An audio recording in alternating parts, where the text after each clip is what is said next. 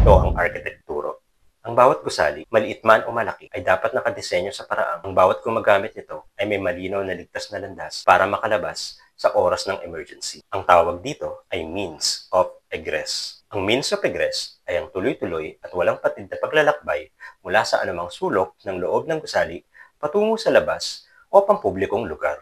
Ang means of egress ay may tatlong bahagi, ang exit access, exit, at exit discharge. The exit access is the portion of the means of egress that leads to an exit. Kabilang sa exit access ang lahat ng rooms and spaces sa loob ng isang gusali. These are the rooms and spaces that are occupied and traversed to reach an exit. The second part of means of egress is the exit. The exit is that portion of means of egress that is separated from all other spaces of a building or structure to provide a protected way of travel to the exit discharge. Separated means that the exit is isolated and protected mula sa mga hazards na maaaring manggaling mula sa mga exit access areas upang maiwasan ang pagkalat ng sunog, usok, at iba pang panganib. Examples of separation of exit by construction are fire-rated walls and fire-rated door assemblies. Ang tamang pagdisenyo ng exit ay hindi basta-basta.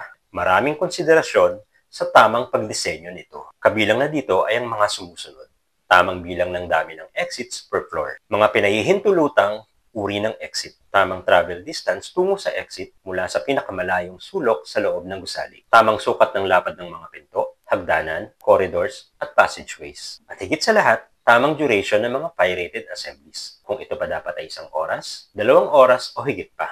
At ang panghuling part ng means of egress ay ang exit discharge. The exit discharge is that portion of means of egress between the termination of an exit and the public way. Ito ang dulo ng exit that leads to a public way or an open space. Like the exit, separated or protected pa rin dapat ito. Lahat ng exit na nanggagaling sa itaas at ibabang palapag ng gusali ay dapat magtungo at lumabas sa exit discharge. Ang tamang disenyo ng means of egress would ensure the safe evacuation of the building occupants in times of emergency.